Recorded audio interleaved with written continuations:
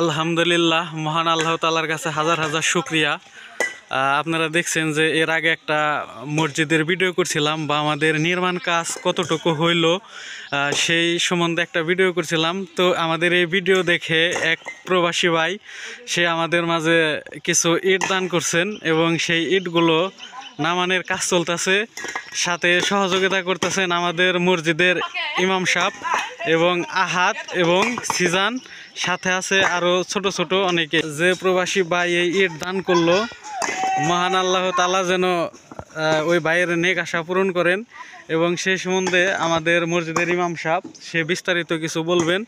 তো আপনারা সাথে থাকবেন এবং আপনারা এই ভিডিও দেখা মাত্রই বেশি বেশি শেয়ার করে দেবেন, যাতে জানি এই প্রবাসী ভাইয়ের দেখে বা অনুপ্রাণিত হয়ে আরও প্রবাসী অনেক ভাই বা যার যার সাধ্যমতো অনুযায়ী দান করতে পারেন। তো আমাদের এখানে অনেক কিছু প্রয়োজন, তো মোটামুটি বালু ইট মোটামুটি হয়েছে। এখন আমাদের পর্যাপ্ত সিমেন্টের প্রয়োজন, রড অনেক কিছু লাগবো।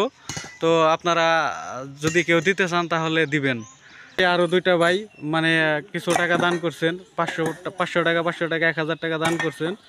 তো এই দানগুলো মহান আল্লাহ তাআলা কবুল করুক এবং এর প্রতিদানে উত্তম কিছু দিক। তো হুজুর আরো বিস্তারিত কিছু বলবেন আপনাদের সামনে, হুজুর আসছে এখন। আলহামদুলিল্লাহ, তো আমাদের এক প্রবাসী ভাই কিছু দান করেছে। তো যাই হোক, যে রাসূল সাল্লাল্লাহু আলাইহি সাল্লাম বলেছিলেন, মান বানা লিল্লাহি মাসজিদান বানা আল্লাহু লাহু বাইতান ফিল জান্নাহ, যে ব্যক্তি দুনিয়াতে একটি মসজিদ নির্মাণ করবে, আল্লাহ রাব্বুল আলামিন কাল কিয়ামতের দিন জান্নাতের মধ্যে তার জন্য একটি মসজিদ নির্মাণ করবে।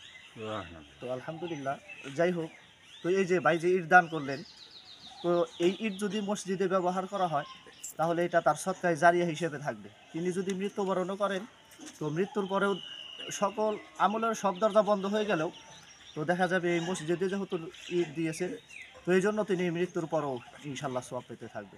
তো এই জন্য আমরা যারা যারা শরীক হতে চাই, যারা যারা শরীক হতে ইচ্ছুক আছি, আমরা সবাই শরীক হওয়ার চেষ্টা করব। তো আলহামদুলিল্লাহ, ইট পর্যাপ্ত পরিমাণ হয়েছে। তো এখন যদি আপনারা চান বালু, সিমেন্ট, রড এগুলোর প্রয়োজন, তো আমরা একেবারে তো পারবো না, তো যারা যাই পারি, যা দিয়ে পারি তাই দিয়ে আমরা সাহায্য সহযোগিতা করার চেষ্টা করব। আসসালামু আলাইকুম ওয়া রাহমাতুল্লাহ। ঠিক আছে, আসসালামু আলাইকুম।